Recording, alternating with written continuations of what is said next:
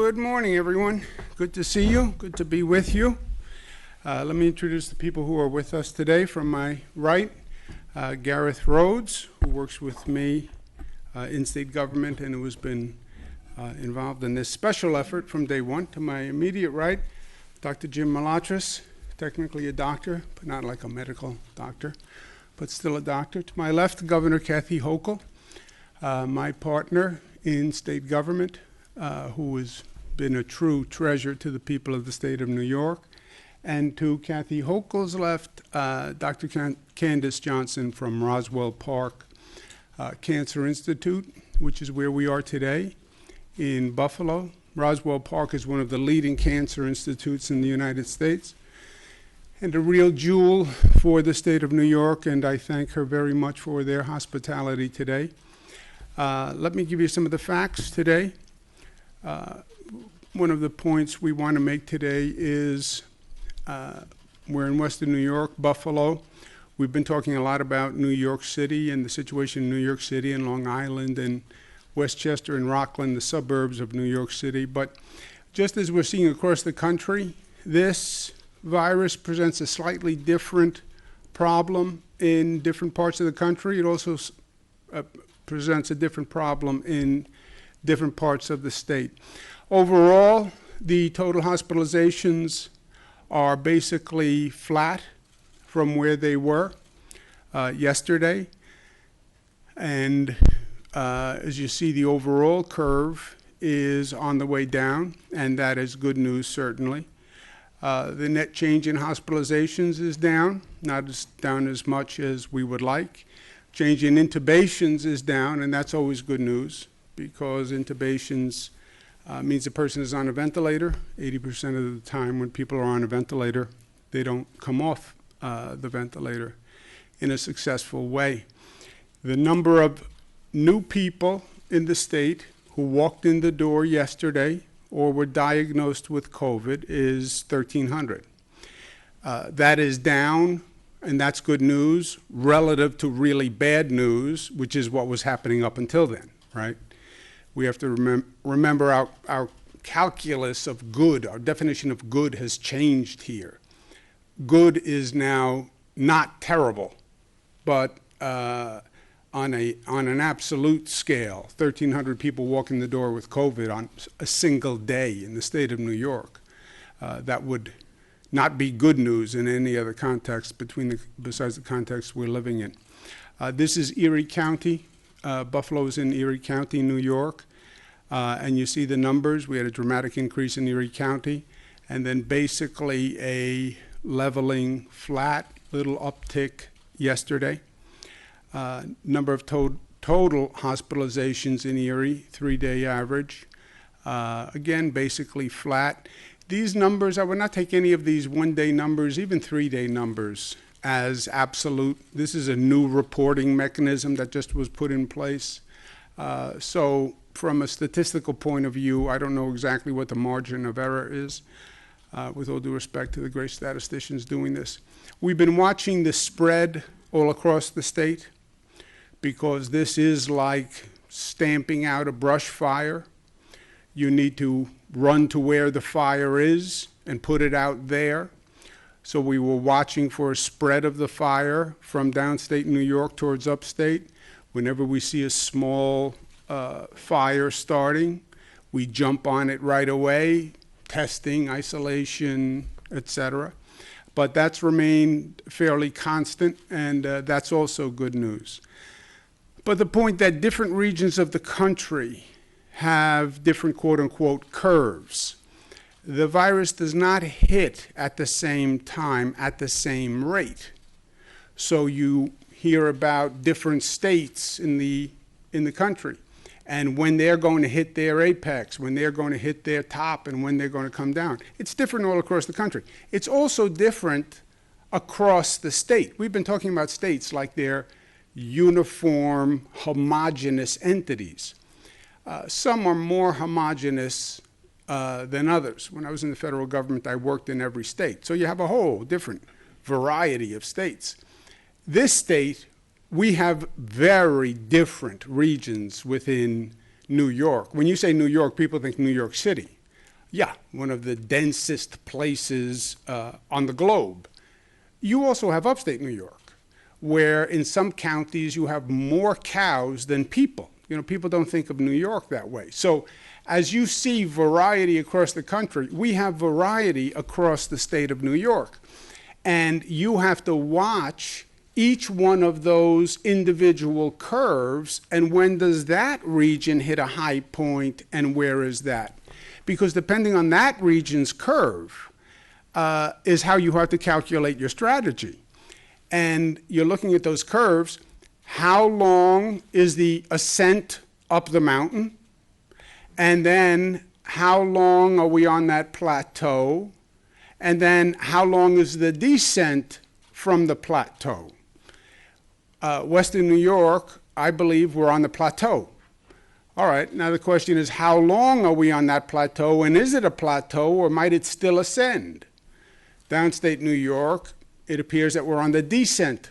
And the question then becomes, in downstate New York, well, how quickly do we descend?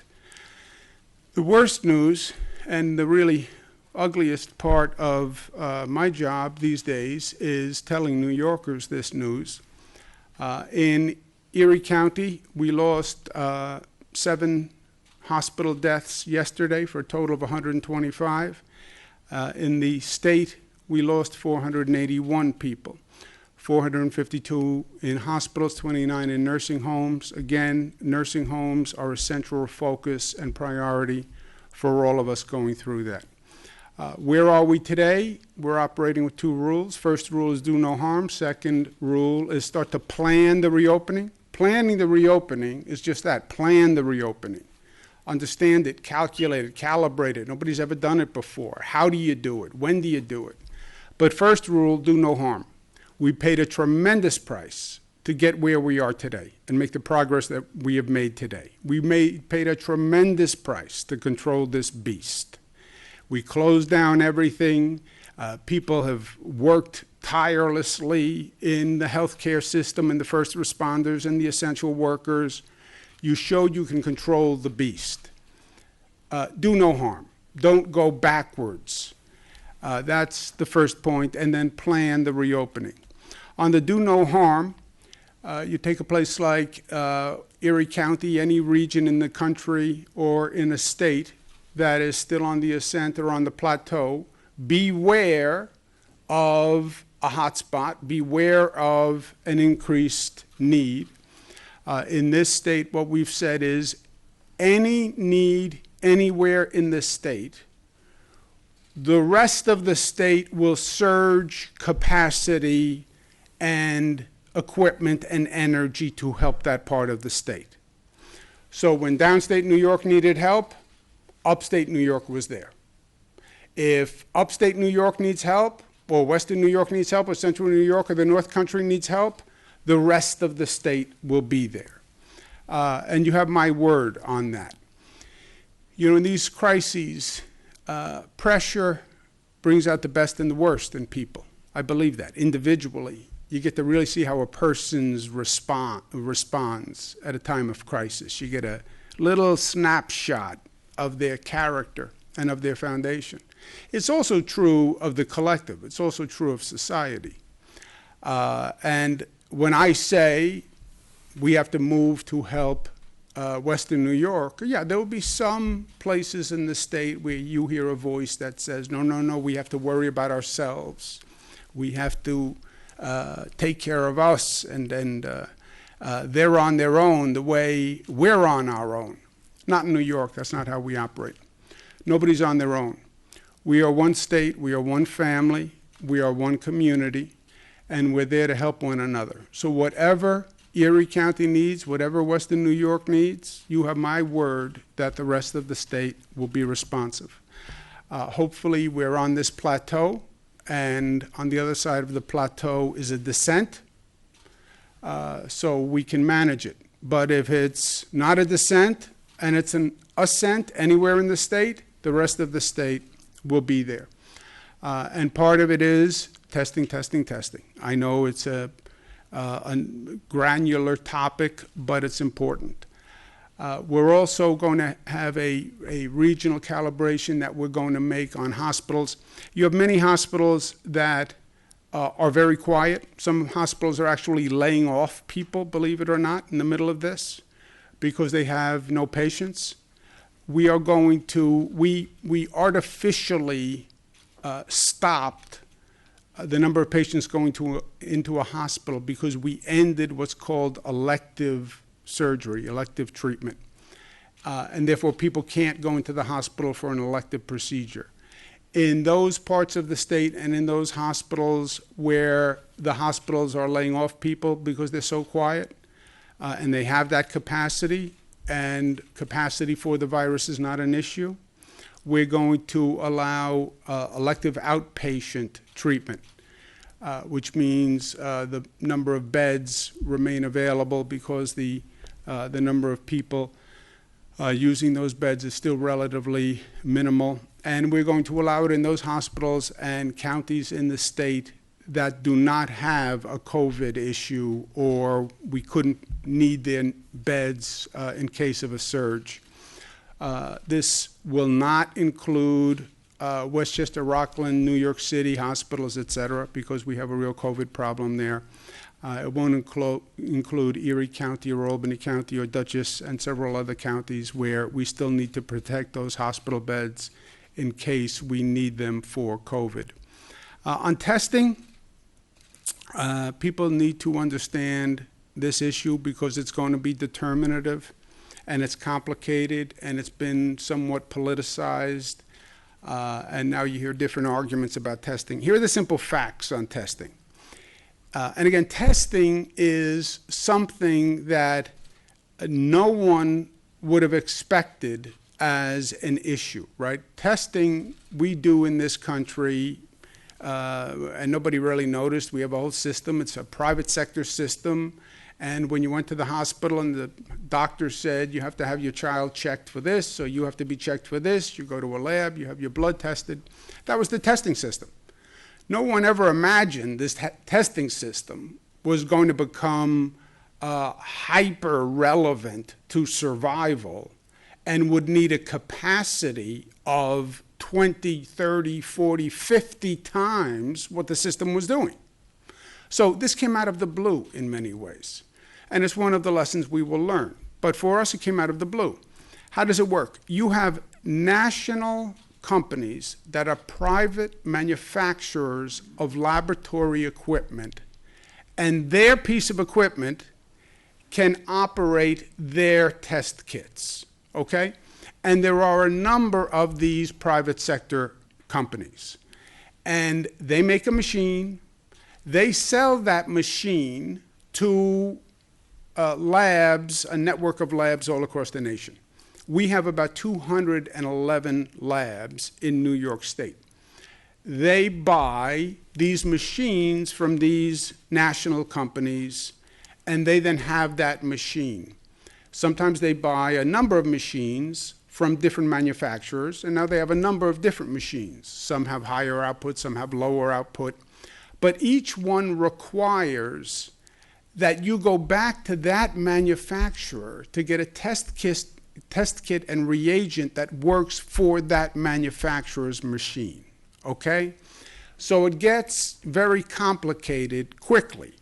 There are different, what they call reagents, chemicals, that you need for each manufacturer's test kit and each manufacturer's machine.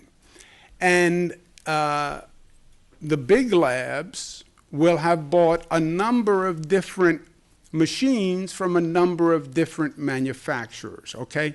So these are some of the big manufacturers, not all of them. You hear about Abbott, which has a new fast test. And these companies are all working to come up with these tests now, and who's faster and who's quicker, 1 hour test, 20-minute test, 15-minute test, 5-minute test.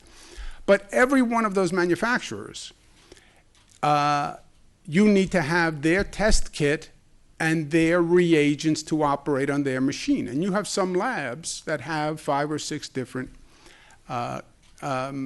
manufacturers' machines. When you go to the manufacturers and you say, I need you to increase capacity, many of the manufacturers are saying, I can't. I can't get enough reagents. I can't get enough swabs, these cotton swabs. I can't get enough vials. I just don't have enough material for my own test kits. That's the determiner of testing capacity, okay? And you're asking a system that, let's say normally did 1,000 tests. You're asking a system that did 1,000 tests, by the way, I need 50,000 tests. So they didn't anticipate this volume.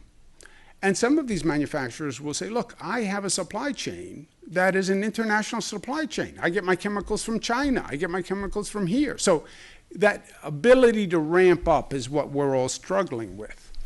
And every state is in charge of administering testing because the 200 labs in New York State are regulated by New York State.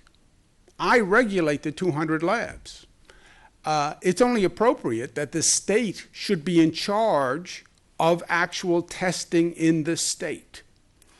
I agree with the federal government's position on that. I have 200 labs. I should come up with a system that says how many tests in Buffalo, how many tests in Albany, how many tests in Manhattan, how many tests in Long Island. That's my business.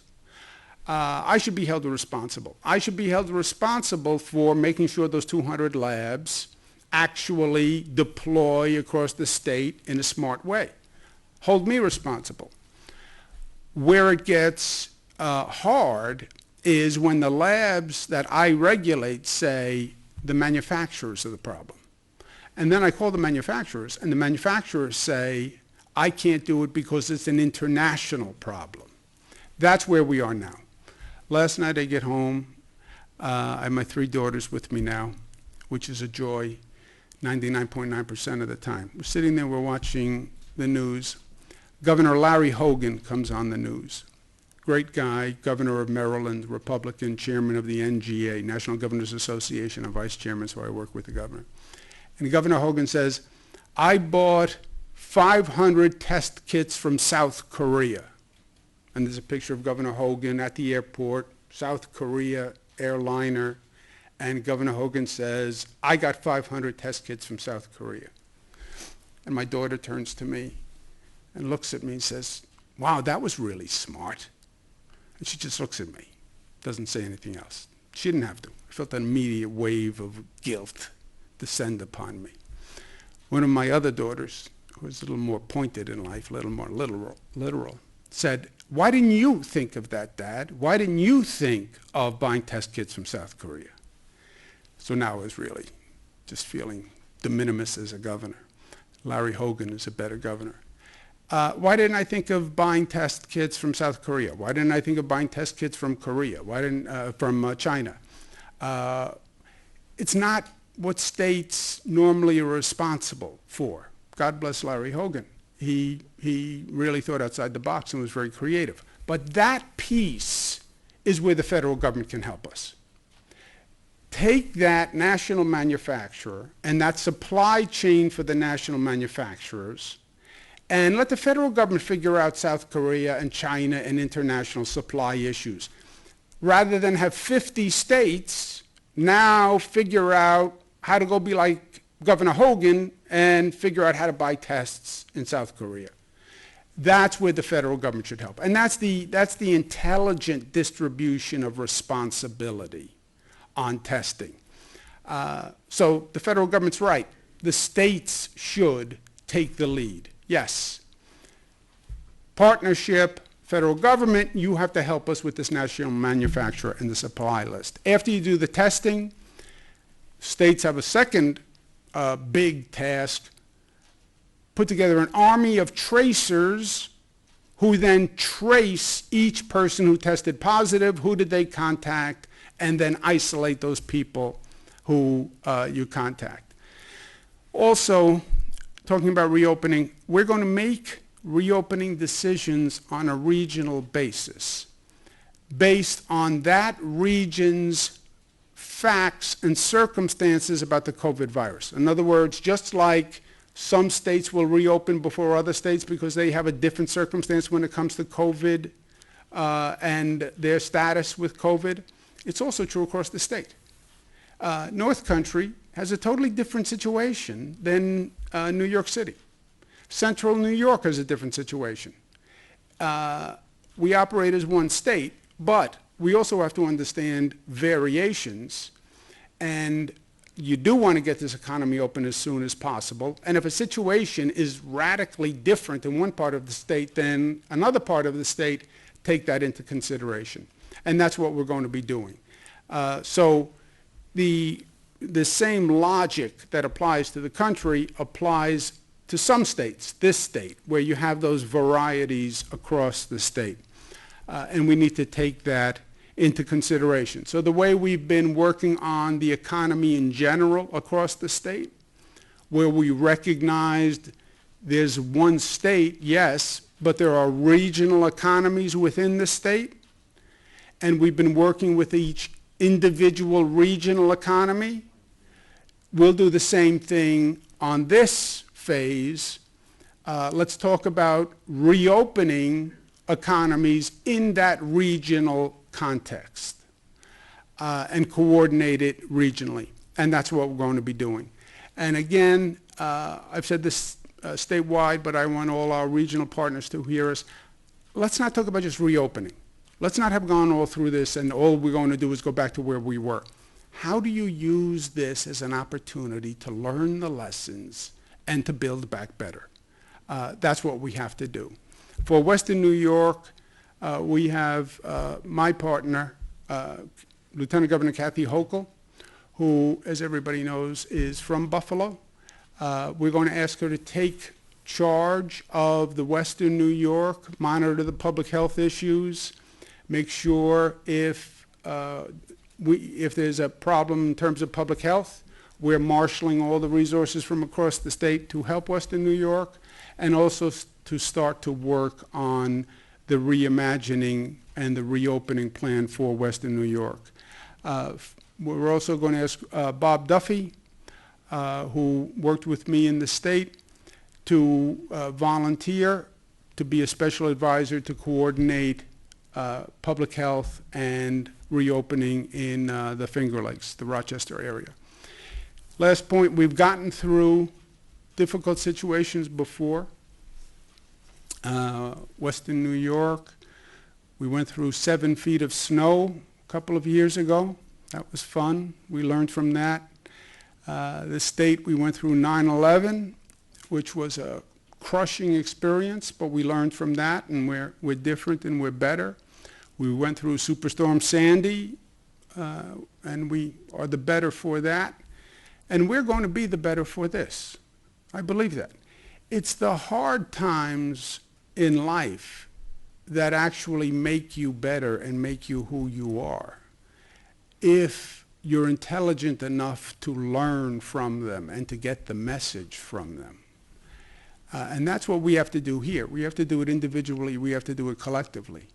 What did we learn about ourselves, about the world, about the country from this period that we're in? And you get knocked on your rear end in life. Yeah, that happens. You get knocked on your rear end. It's going to happen. The question is, do you get up? And if you get up, what type of person are you? And did you learn from getting knocked on your rear end? Sometimes you get knocked on your rear end and you have nothing to blame. Things happen in life. Health issues happen. Bankruptcies happen. Things happen. You get knocked on your rear end. Okay. Get up. Get up. Have the strength to get up. Have the wisdom to learn from the experience and be a better person for it. Michael Jordan documentary is on TV. I'm a big Michael Jordan fan. He doesn't make the varsity team. Michael Jordan. Bad coach, maybe. But he got knocked on his rear end. He was disappointed. What did he do? He worked harder, practiced more. Michael Jordan. Michael Jordan wasn't just born. You know, God didn't say, here he is. He made himself the great player that he is. And New York, we make ourselves. This nation, we make ourselves. World War I, World War II, the Great Depression. Some of the most tragic situations actually forged the character and the resolve of this nation. New York State, the same thing. And we have to be smart enough to do the same thing here. And we will, because we're New York, tough, but not just tough. It's easy to be tough. It's hard to be smart and disciplined and unified and loving. That's what's harder than being tough. But we're all of the above. That's why we're special. Let's take a few questions. I have to go down to Washington, and everything is a little tight from a scheduling point of view today. Sir? On that White House visit, what do you see the focus being? Will it be a discussion about reopening with the president? What will the focus of that visit be? Testing. And what does testing mean, and how do we do it, and how can the federal government work in partnership with the states? Just basically, because this is all new. And look, it's a situation that is very difficult. And it is a situation where, however you do it, it's going to be a blame game afterwards. I heard the president in his briefing the other day. He's right. This is one of those thankless tasks. Trust me. It is one of those tasks where when you get to the end of it, everybody's going to be able to say, you didn't do enough. You didn't do enough. You didn't do enough. So I get the instinct to distance yourself from it, right? But it is a situation where you need everybody to work together, and you need to understand quickly who's in a better position to do what. From my point of view, I think the federal government has to take that national manufacturer supply chain issue. God bless Governor Hogan, but you shouldn't expect all these governors to go run around and do an international supply chain while they're trying to put together their testing protocol in their state, coordinating their labs, how many tests in Buffalo, how many tests in Albany. Then I have to put together an army of tracers. That's thousands of people. It's never been done before. I'll take all of that. Just don't give me guilt and make me look bad to my family and my state when Governor Hogan goes to South Korea and buys all the test kits. In regards to reopening the state, that seems to be tethered to testing until yesterday.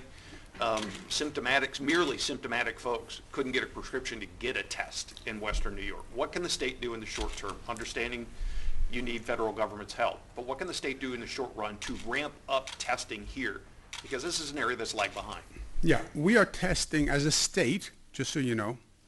We're testing more than any state in the United States, a multiple of other states, more testing per capita than any country on the globe. That's what we're doing in New York.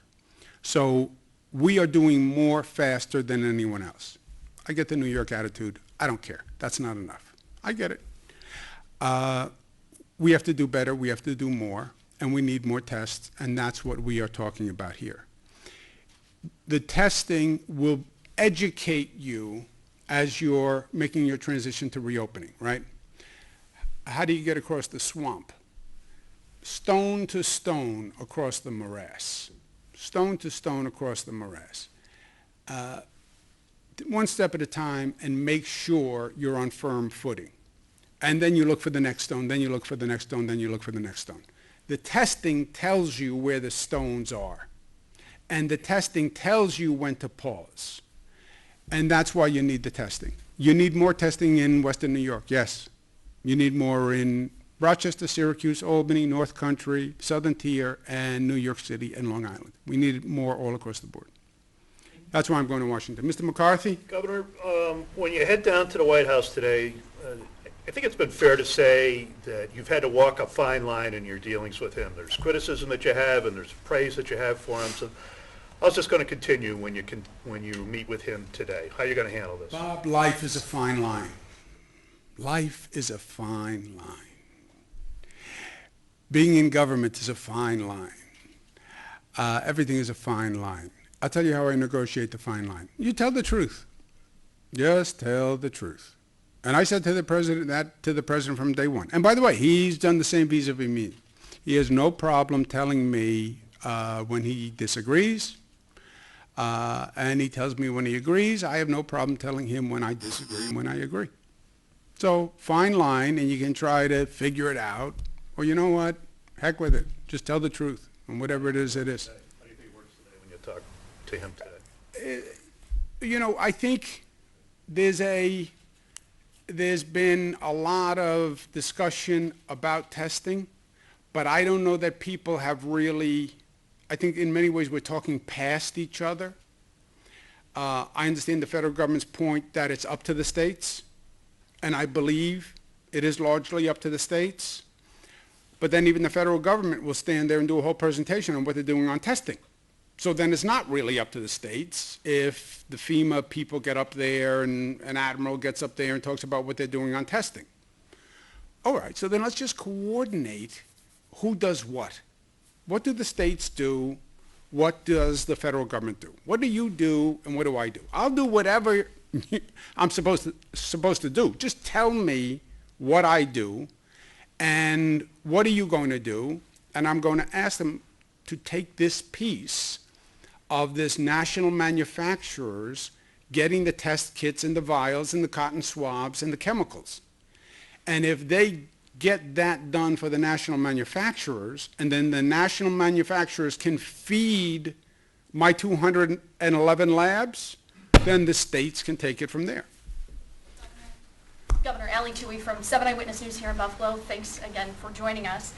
There's continued frustration over unemployment. We have folks calling, emailing daily saying that 72-hour window where they were promised a phone call back has come and gone. What can you say to them, you know, to ease their frustration, and what's being done to smooth the process? Yeah, this is, they're right. They are right.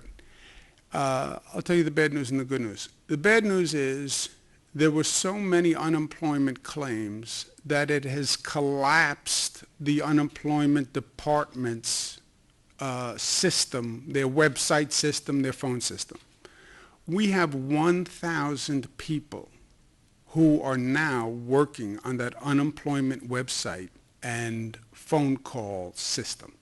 I mean, it's unbelievable. 1,000 people just to take the incoming unemployment calls. That's how high the volume is. And they still can't keep up with the volume. And there's nothing worse than being unemployed and nervous about a paycheck, and then you call for unemployment benefits and you can't get through on the phone. I get it. I get it. And we have 1,000 people working on it. We have Google working on it. We have all these experts working on it. But they're trying to bring up a system, again, that did a much, much lower capacity. This is 100 times whatever we've ever done before. The good news is this. You're going to get the same benefit anyway. It's not like it's costing you money, right? I know it's frustrating, but once you qualify, the qualification is retroactive, so you're going to get the same benefit. It's not costing you any money. It's not that because you couldn't make the call today, it means you're not going to get the benefit. You will get the benefit. It's just an annoying delay. And believe me, people are working 7 days a week on it. Let's take one more. Governor, as far as your regional committees go, have those regional committees started meeting yet? What is the timetable for that, and what will it take for you to say, okay, we've got enough data, open up this particular region? Okay. There are no committees here. This is, we've always talked about the economy of the state in terms of different regions. Manhattan is not Buffalo. Let's use that same regional template when we talk about reopening. Let's look at the numbers for that region on the COVID virus. Let's look at the hospitalization rate. Are we on the ascent? Are we on the descent? Are we on the plateau for that region? Hospital capacity for that region, infection rate for that region, and then let's be open to making a region by region determination, right? So look at that region. Who does that? The state does that, working with the local governments. That's it. There is no new committee here. There's no new process. It's just... Bob Duffy is leading up. Yes. Lieutenant Governor Kathy Hochul in Western New York will be not just focusing on that decision. It's more the when and the how, right? Let's take Western New York. When do you reopen it? Like all these governors in all these states are trying to figure out when. Well, look at the data.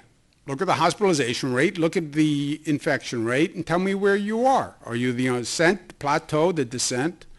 CDC has guidelines. You have to be stable or declining for 2 weeks. Look at the CDC guidelines. Talk to the local officials. The when is data-driven. It's not when do you want. If the question is when do you want, my answer is I want it yesterday.